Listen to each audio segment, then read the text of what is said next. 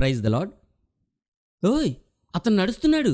ఆశ్చర్యంగా గట్టిగా అరిచాడు ఓ వ్యక్తి. అతను కుంటోడు కదా, ఎలా నడుస్తున్నాడు? నేను నా చిన్నతనం నుండి అతను చూస్తూనే ఉన్నాను. అతను ఆ గుమ్మం దగ్గర కూర్చుని భిక్షమెత్తేవాడే కదా, ఇప్పుడు నడుస్తున్నాడేంటి అని కళ్ళు పెద్దగా చేసి చాలా ఆశ్చర్యంగా ప్రశ్నించాడు మరో వ్యక్తి. కాదు కాదు, అతను కాదు, అతను ఆ వ్యక్తి కానే కాదు, అతను కుంటోళ్లాంటి మరో వ్యక్తి అన్నాడు ఇంకో వ్యక్తి. కానీ ఆ కుంటివాడు మాత్రం గంతులు వేసుకుంటూ దేవుని స్తుతిస్తూ దేవాలయంలోనికి వచ్చి, దేవా, ఇంతకాలానికి నన్ను కరుణించావా, నేను నడిచేలా నన్ను స్వస్థపరిచావా అంటూ అందరూ చూస్తుండగా దేవునికి కృతజ్ఞతలు చెప్పి, నేను మీరందరూ అనుకుంటున్న ఆ కుంటివాడినే అని అన్నాడు. ఈ సంఘటనంతా జరిగింది ఇప్పుడు మనం చూస్తున్న ఈ ప్రదేశంలోనే. ఇది యెరూషలేములోని మోరియా పర్వతం. ఆ రోజు ఇక్కడ ఏం జరిగిందో మనం ఇప్పుడు తెలుసుకుందాం. నేను మీరనుకుంటున్న ఆ కుంటివాడినే, ఆ గుమ్మం దగ్గర ఉండి ప్రతిరోజు అడుక్కుంటున్న వ్యక్తినే. ఈరోజు దేవుడు నన్ను స్వస్థపరిచాడు. నా కుంటి కాళ్ళు ఇప్పుడు నడుస్తున్నాయి. ఇప్పుడు నేను నడవడం కాదు, పరిగెత్తగలను కూడా అంటూ ఎంతో ఆనందంగా గంతులు వేస్తూ చెప్పాడు ఆ వ్యక్తి. ఆ కుంటివాడిని చూసి దేవాలయంలోని ప్రతి ఒక్కరూ చాలా ఆశ్చర్యపోయారు. ఎందుకంటే ఇప్పుడు వారి కళ్ళ ముందు నడుస్తున్న వ్యక్తి పుట్టినప్పటి నుండి కుంటివాడు. అతను యెరూషలేము దేవాలయపు శృంగారం అనే గుమ్మం, అంటే అందమైన గుమ్మం వద్ద కూర్చుని ఎన్నో సంవత్సరాలుగా భిక్షమెత్తేవాడు. దేవాలయంలో ఉన్న ప్రజలు ఆ కుంటివాడు వాళ్ళ ముందు నడవడం చూసి నమ్మలేకపోతున్నారు. ఇది నిజమా కలా అని ఆశ్చర్యపోతున్నారు. అతన్ని మళ్లీ మళ్లీ పరీక్షించి చూశారు. నిజమే, ఇక్కడ ఏదో అద్భుతం జరిగింది, అతను ఇప్పుడు నడుస్తున్నాడు అని అందరూ ఒకరితో ఒకరు చెప్పుకుంటూ ఉన్నారు. ఇంతలో పేతురు, యోహాను ఆ కుంటివాడు ఆ దేవాలయం వద్ద ఉన్న సొలొమోను మండపంలోకి వెళ్లారు. ఆ కుంటివాడు పేతురు, యోహాన్లను పట్టుకుని వారితో ఏదో చెప్తూ ఉన్నాడు. వారేం మాట్లాడుకుంటున్నారు?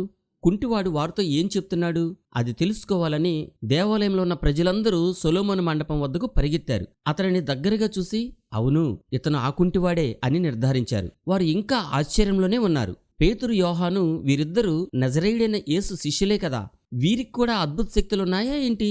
వీరికి అంత అద్భుతమైన శక్తి ఎలా వచ్చింది అని వారు ఆశ్చర్యపోతూ వారిని చూస్తూ మాట్లాడుకుంటూ ఉన్నారు. ఇంతకు ఆ రోజు ఏం జరిగిందంటే, అది మధ్యాహ్నం 3 గంటల సమయం. ప్రజలు దేవుణ్ణి ఆరాధించే సమయం కాబట్టి అనేక మంది యెరూషలేములోని దేవాలయంలోనికి వస్తూ ఉన్నారు. దేవాలయానికి శృంగారం అనే పేరు కలిగిన ఒక గుమ్మం ఉంది. కొందరు వ్యక్తులు ఆ కుంటివాడిని ప్రతిరోజు దేవాలయపు గుమ్మం వద్దకు తీసుకుని వచ్చి అక్కడ కూర్చోబెట్టి వెళ్ళిపోతారు. ఆ కుంటివాడు ఆ గుమ్మం వద్ద కూర్చుని దేవాలయంలోనికి వెళ్లేవారిని వచ్చేవారిని భిక్షం అడుగుతూ వారు వేసిన భిక్షంతో బ్రతుకుతూ ఉండేవాడు. ఆ రోజు కూడా కొందరు వ్యక్తులు ఆ కుంటివాడిని మోసుకుంటూ వచ్చి అక్కడ కూర్చోబెట్టి వెళ్ళిపోయారు. ఇప్పుడు మనం యెరూషలేము ఆలయ పర్వతంపై ఉన్నాం, అంటే మోరియా పర్వతంపై ఉన్నాం. ఇదిగో ఇక్కడ మనకు కనిపిస్తున్న ఈ గుమ్మాలున్నాయి కదా, ఈ గుమ్మాల లాంటి ఒక గుమ్మం వద్ద అతను ఎప్పుడూ కూర్చుని అడుక్కుంటూ ఉండేవాడు. నేను నా చిన్నతనం నుండి కుంటివాడిగానే జీవిస్తున్నాను. అందరూ నడుచుకుంటూ వారికి నచ్చిన చోటికి వెళ్తారు. నాకు 40 సంవత్సరాలు దాటిపోయాయి. కానీ నేను ఎక్కడికైనా వెళ్ళాలంటే నన్నెవరైనా మోసుకుని వెళ్ళాలి. నా జీవితంలో సంతోషకరమైన రోజే లేదు. నా జీవితం ఇక ఇంతేనా? దేవా, నన్ను కరుణించవా అని మనస్సులో దేవుని ప్రార్థిస్తూ ఆ కుంటివాడు దేవాలయంలోనికి వచ్చేవారిని భిక్షం అడుగుతూ కూర్చుని ఉన్నాడు. తన ప్రార్థనలు దేవుడు విన్నాడని, ఆ రోజు తన జీవితంలో ఓ మహా అద్భుతం జరగబోతోందని, అది తన జీవితాన్నే మార్చేయబోతుందని ఆ కుంటివాడికి అప్పుడు తెలియదు. అంతలో శృంగారం అని పిలువబడే ఆ గుమ్మంలో నుండి యేసుక్రీస్తు ప్రభువారి శిష్యులైన పేతురు, యోహాన్లు కూడా దేవాలయంలోనికి అదే సమయంలో వస్తూ ఉన్నారు. ఆ కుంటివాడు వారి వైపు కూడా ఆశగా చూశాడు. ఈరోజు ఇంతకుముందు దేవాలయంలోనికి వెళ్లిన వారు ఎవ్వరూ నాకు భిక్షం వేయలేదు. కనీసం వీళ్ళైనా తనకు భిక్షం వేస్తారేమో అని వారి ముందు చేతులు చాచి, అయ్యా, ధర్మం చేయండి బాబు, ఇంతవరకు ఎవ్వరూ ఏమీ ఇవ్వలేదు బాబు అని వారిని దీనంగా అర్థించాడు. వాడు అంత దీనంగా చేయి చాచి భిక్షం అడగడం చూసి దేవాలయంలోనికి వెళ్తున్న పేతురు, యోహాన్లు అతని ముందు ఒక్కసారిగా ఆగిపోయారు. అతని వైపు జాలిగా చూశారు. వారు ఆగడం చూసి వారిద్దరూ ఖచ్చితంగా తనకేదో భిక్షం వేస్తారని తల పైకెత్తి అతను వారి వైపు మరింత దీనంగా ఆశగా చూశాడు. అప్పుడు పేతురు, నీకు ఇవ్వడానికి నా దగ్గర బంగారం లేదు, వెండి లేదు, కానీ నా దగ్గర ఉన్నదే నీకు ఇస్తున్నాను. నజరేయుడైన యేసు నామములో లేచి నడువు అని గట్టిగా చెప్పి అతను కుడి చెయ్యి పట్టుకున్నాడు. అప్పటి వరకు తను భిక్షం అడిగినప్పుడు కొంతమంది తనకు భిక్షం వేయటం, కొంతమంది లేదు అని చెప్పడం మాత్రమే ఆ కుంటివాడు విన్నాడు. కానీ ఇలాంటి మాట ఇప్పటి వరకు ఎవ్వరూ అతనితో చెప్పలేదు అని ఆ కుంటివాడు అనుకుంటుండగా అంతలోనే పేతురు కుంటివాని కుడిచేయి పట్టుకుని బలంగా పైకి లేపాడు. వెంటనే అతని కాళ్లలోకి రక్తం ప్రవహించింది. తన కాళ్లలోకి రక్తం ప్రవహించడం, ఏదో ఒక తెలియని అద్భుత శక్తి ప్రవహించడం అతనికి స్పష్టంగా తెలిసింది. వెంటనే అతని కాళ్ళు బలం పుంజుకున్నాయి. అతనికి నిలబడే శక్తి వచ్చింది. ఆశ్చర్యంగా అతను లేచి నిలబడ్డాడు. నిలబడమే కాదు, గంతులు వేశాడు. ఇది ఆ రోజు జరిగిన సంగతి అని ఆ కుంటివాడు అక్కడున్న వారందరితో చెప్పాడు. అతని మాటలు విన్న వారందరూ పేతురును, యోహాన్ను చాలా ఆశ్చర్యంగా చూశారు. వీరికి కూడా అద్భుత శక్తులున్నాయా అని ఒకరితో ఒకరు చెప్పుకుంటూ ఉండగా, అప్పుడు పేతురు, ఇశ్రాయేలు ప్రజలారా, మీరందరూ మా వైపు ఎందుకు ఆశ్చర్యంగా చూస్తున్నారు? ఈ కుంటివాడిని మేము కాదు కదా స్వస్థపరిచింది. ఈ కుంటివాడిని మా శక్తి చేతగాని, మా భక్తి చేతగాని ఇతనికి కాళ్ళు వచ్చేలా మేము చేయలేదు. అబ్రహాము, ఇస్సాకు, యాకోబుల దేవుడు, అంటే మన పితరుల దేవుడు మీరు సిలువ వేయించిన నజరేయుడైన యేసు నామాన్ని మహిమపరిచాడు. మీరు ఆయనను సిలువ వేయడానికి అప్పగించినప్పుడు పిలాతు ఆయనను విడిచిపెట్టాలని ప్రయత్నించినా జీవాధిపతి, పరిశుద్ధుడు, నీతిమంతుడు అయిన యేసును వద్దని నరహంతకుడైన బరబ్బాను విడిచిపెట్టమని మీరు అడిగారు.